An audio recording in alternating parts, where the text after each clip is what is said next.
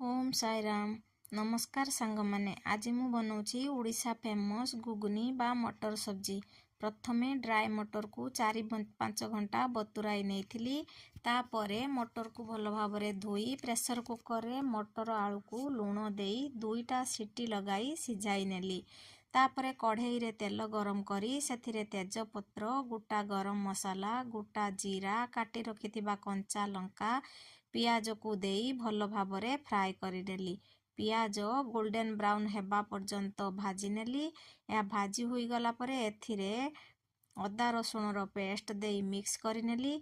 पुणी एथिरे टमाटो, अल्प लुण, हलदी, जीरा, लंका, धनिया पाउडर देई टमाटो को भल भाबे मिक्स करिनेली। एथिरे अल्प लुण देली कारण मटर आलू सिझेइथिबा समय रे सेथिरे मध्य लुण देइथिली। देखंतु टमाटो एठी कसी होई गलानी। तापरे अल्प कसुरी मेथी देई भल भावरे मिक्स करिनेली। पुणी एथिरे सिझाई रखिथिबा मटर आलू को देली फुटिबा पाई छाड़ीदेली।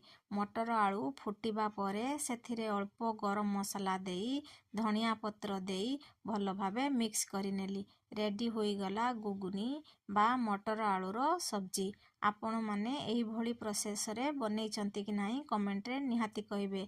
आउ केमिति प्रोसेस रे बनौचंती ताहा मध्य जणाइबे। रहुची सांग माने, नमस्कार।